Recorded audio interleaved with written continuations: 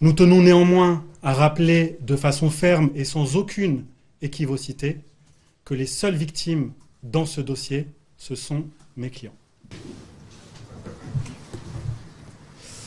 Elle se souvient d'abord des phares éblouissants arrivant de pleine face. Elle se souvient ensuite du coup de volant donné par le conducteur pour tenter d'éviter le véhicule qui leur fonçait dedans. Elle est évidemment ensuite transportée en urgence à l'hôpital en hélicoptère. On va procéder à l'hôpital, ils vont procéder à un scanner. Ils vont découvrir qu'elle a de multiples côtes cassées, des vertèbres abîmées, une entorse au cou.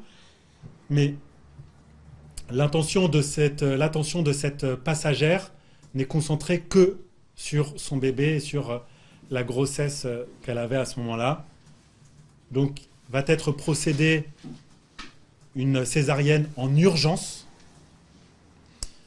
Je vous précise que la date d'accouchement était prévue pour le 14 mai, dans 3 mois, et qu'avant cet accident, le bébé se développait excessivement bien et qu'il n'y avait aucune difficulté de grossesse.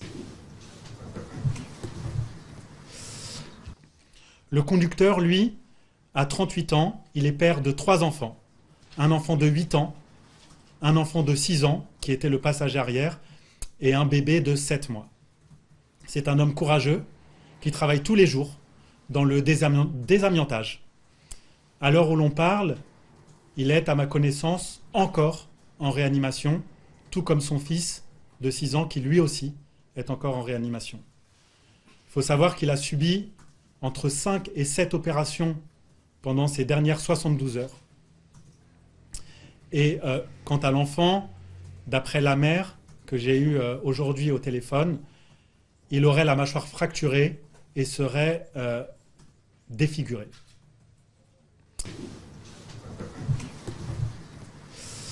Il y a une jurisprudence de 2001 qui nous explique que si l'enfant n'est pas né vivant, eh bien la qualification d'homicide involontaire ne peut être retenue. Il va donc y avoir le débat pour savoir si cette qualification peut être retenue ou non.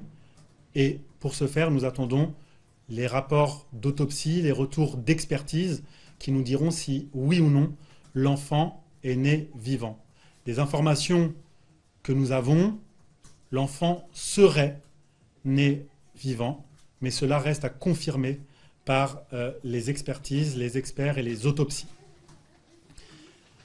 Ce qu'encourt M. Palmade, évidemment, c'est une peine assez lourde qui va de 7 ans à 10 ans d'emprisonnement selon les circonstances aggravantes qui seraient retenues. Et ce qu'attend la famille aujourd'hui, pour le dire très concrètement et très clairement, elle attend évidemment que M. Palmade soit placé en garde à vue le plus rapidement possible. Elle attend qu'il soit déféré devant un magistrat instructeur.